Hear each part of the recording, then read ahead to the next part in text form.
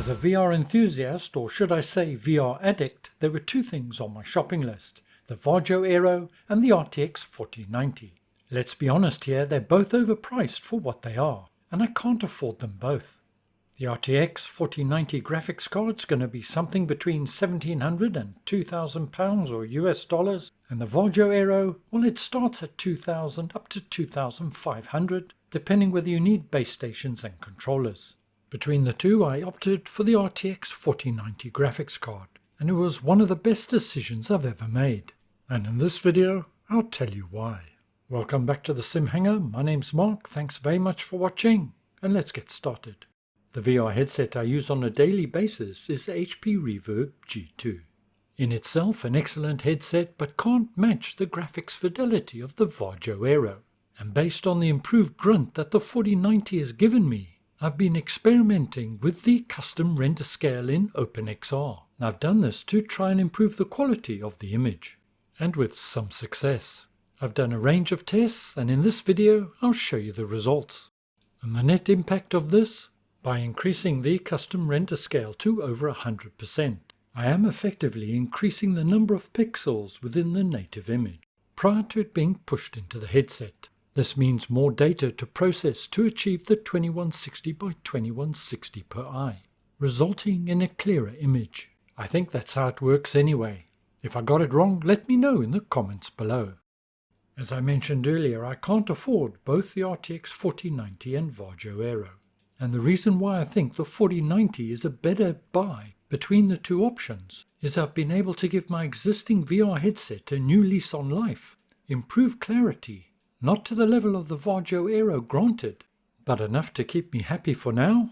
Happier still because I've been able to keep £500 or $500 US dollars in my pocket, net overall. And unless I win the lottery or something like that, well, I'm crossing the Aero off my shopping list. First prize would be both, but right now I'm happy to see what's coming round the corner. I can afford to wait now. Let me state from the outset, before Varjo Aero owners get all hot and sweaty under the collar, that the introduction of the Aero represented a generational leap in terms of graphics fidelity in the VR enthusiast market. At the time of recording this video, no other headset that you can buy today can offer the clarity outside of the enterprise market. It's not perfect, no VR headset is. It doesn't support AMD GPUs, motion reprojection, some 1 year after initial introduction still not available, and the default sound options are, well, they're disappointing. The NVIDIA RTX 4090 graphics card also represents a considerable generational leap in terms of performance. In fact, the performance improvement is the biggest we've seen, that I can remember. From my personal experience, claims regarding the amount of power draw and heat generation are somewhat unfounded, well, certainly in terms of my own personal experience anyway. With all that waffle out the way, let's get on and have a look at the tests. But first and importantly, what are my in-sim VR settings? These settings are not set in stone, purely as a reference and to provide context to the FPS recorded. I'm using TAA anti-aliasing, as utilizing DLSS would increase the frame rate, but as its upscaling would not provide the greatest clarity, and therefore to some degree would be self-defeating for these tests.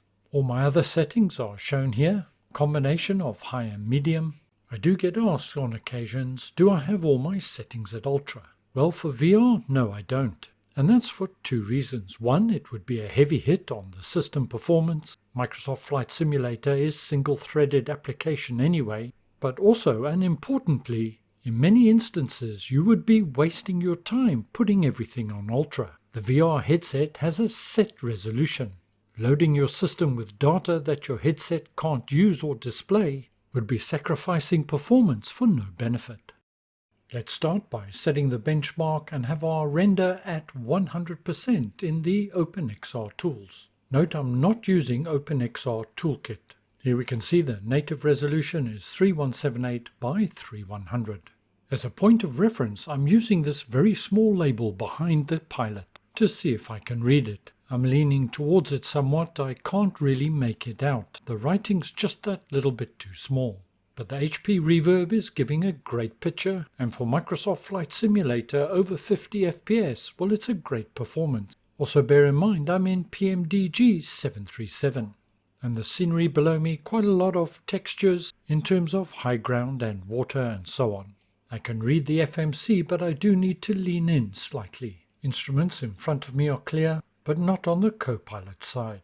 I've estimated an average of 52 FPS. Let's go to the other end of the scale now and turn it up to 200% and see what differences that makes.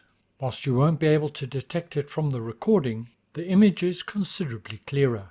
And leaning forward just a little, I can easily read the emergency services label.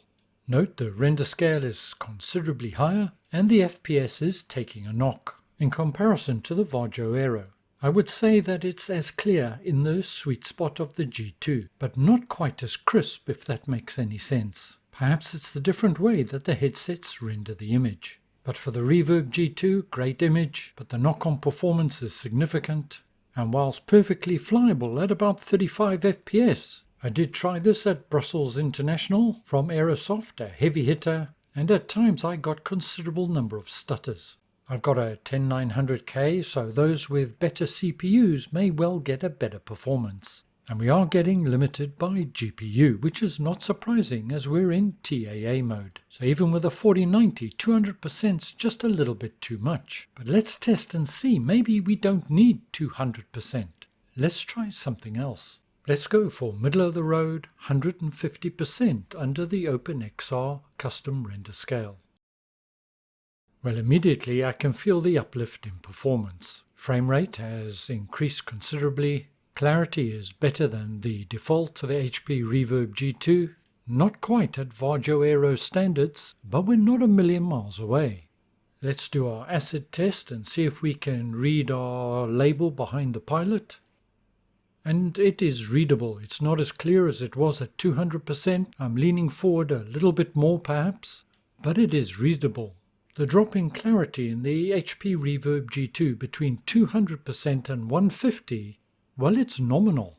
The outside view remains crisp. I can see the individual trees. Once again, I tried this at Brussels International. Now, I did take a hit on frames, down to the very low 20s, and I dropped to the low 30s at London City, but still a good performance. However, I don't want to keep changing my render scale. I want to set and forget it. I tried 125%, but in my personal opinion, the visual improvement was nominal and not worth the hit on performance. And also 140%. What you're seeing here is the 140 test. Render scale is up to 3756 by 3668. Let's now do the acid test and see if we can read our label. So I compare it to the 150.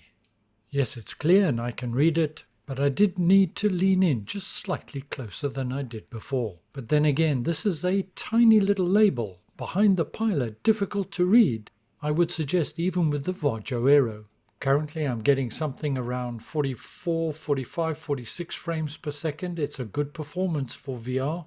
Note, in none of these cases am I using motion reprojection. As you're probably aware, I'm not a fan, due to the graphical anomalies that it creates, and I feel it breaks the immersion for me.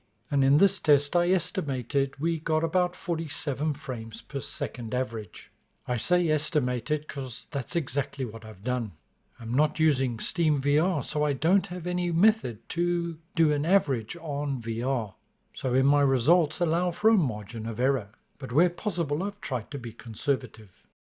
After all my various tests, I found something around 135 to 140% gives me a good improvement in terms of visual clarity whilst maintaining an acceptable performance regardless of where I'm flying. When all is said and done, and I accept different individuals will have different requirements, but I'm very happy with the choice that I made in selecting the 4090 over the Varjo Aero. Within my budget, well, I feel I got the best of both worlds. I doubt I'm the only one facing this dilemma, and if you fit in this category, well, I hope that this video has helped in you making a decision one way or the other.